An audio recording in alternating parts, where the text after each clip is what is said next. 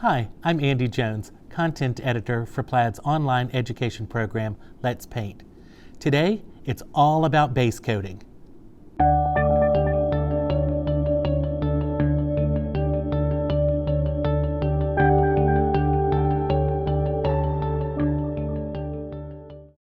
I'm going to show you the proper way to base coat a surface using acrylic paint. There's a little bit more to it than most people would have you believe.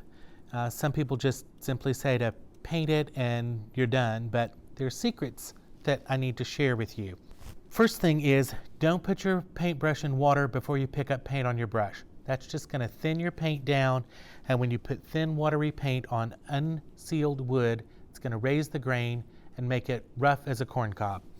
So just load your brush like you were actually going to paint a design, because we want to approach this neatly and carefully.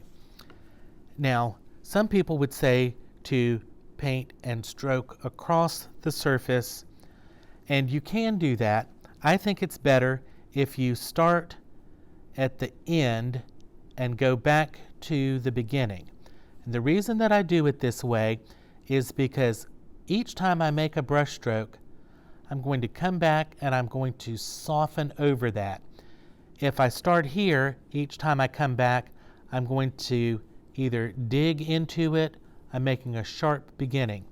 So start at the end and stroke toward the beginning. Now, once I've painted the entire length, then I can come back and do a nice long stroke to soften the edge. When it comes to painting the edges of things, if you start and stroke down, you're going to leave a glob of paint on the front edge. You can come back and brush that away, but it's better to put your brush down and use the flat surface of the brush and stroke right up to the top. You'll be less inclined to leave a big glob of paint on the surface if you do it this way. Then you can come back. There's a little bit there, but it's not very much. So just a quick light stroke and all of that's cleaned up. You can do the same thing on the inside edge. Again, trying not to leave a big glob on the surface. So you would work all around the edges of the frame, making sure that the front surface and the edges are completely painted, and that you've done a nice job of applying the paint so that you don't have lots of brush marks and ridges in it. Then you need to let this completely dry. And by completely dry, I don't mean just barely dry to the touch.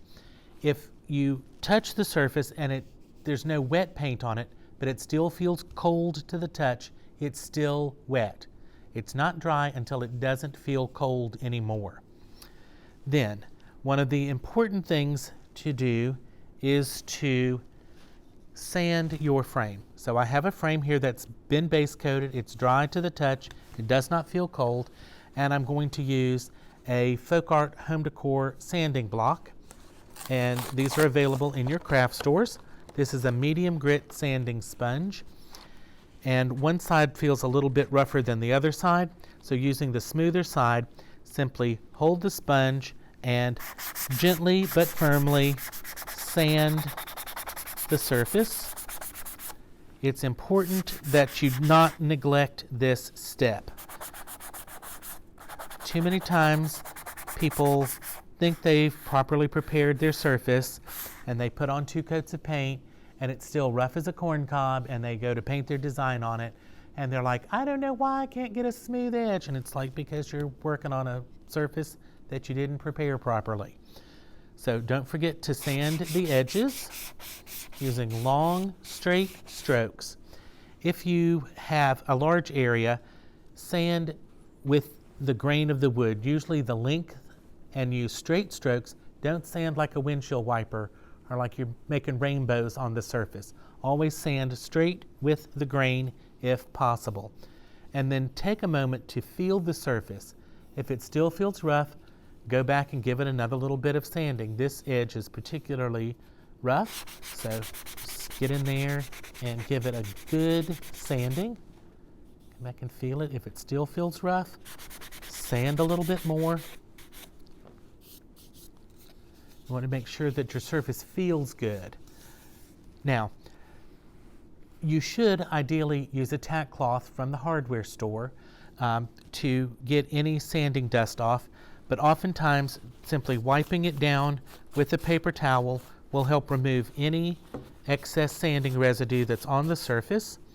And once you've sanded and felt that it's all smooth, you've removed any excess sanding dust, then you can come back, load your brush with paint, and again, start at the end and come back and give your surface a second coat of paint.